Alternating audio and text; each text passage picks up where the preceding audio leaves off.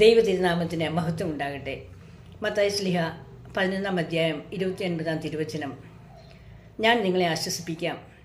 ഞാൻ ശാന്തശീലനും വിനീതഹൃദയനുമാകിയാൽ എൻ്റെ നുകം വഹിക്കുകയും എന്നിൽ നിന്ന് പഠിക്കുകയും ചെയ്യുവിൻ, അപ്പോൾ നിങ്ങൾക്ക് ആശ്വാസം ലഭിക്കും.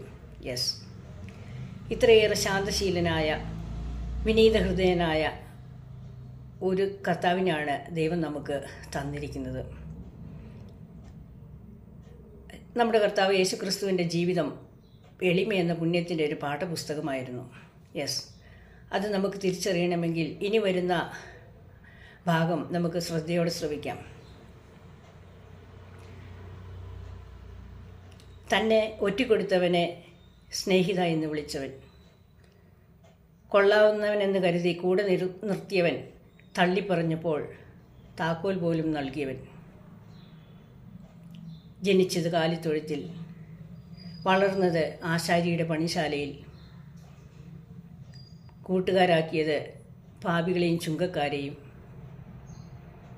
ശിഷ്യരാക്കിയത് മുക്കുവരെയും, മരിച്ചത് കള്ളന്മാരുടെ നടുവിൽ മരക്കുരിശിൽ.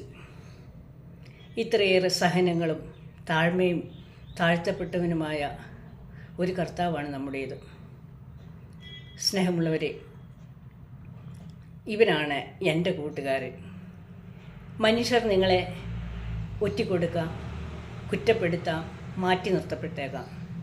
എന്നാൽ ചേർത്ത് നിർത്തുന്ന ഒരുവൻ നമുക്ക് കൂട്ടായുണ്ടെങ്കിൽ അതാണ് നമ്മുടെ ആശ്വാസം. സ്നേഹപിതാവായ നല്ല തമ്പുരാനെ,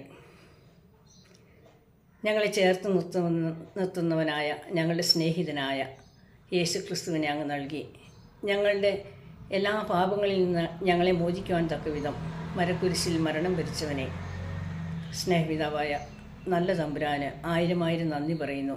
ഈശോയെ, മറ്റാരെയും സ്നേഹിക്കാൻ കിട്ടാതെ വരുമ്പോൾ സ്നേഹിതനായി നീ കൂടെയുണ്ടല്ലോ, അതാണ് ഞങ്ങളുടെ ആശ്വാസം. ആമേൻ.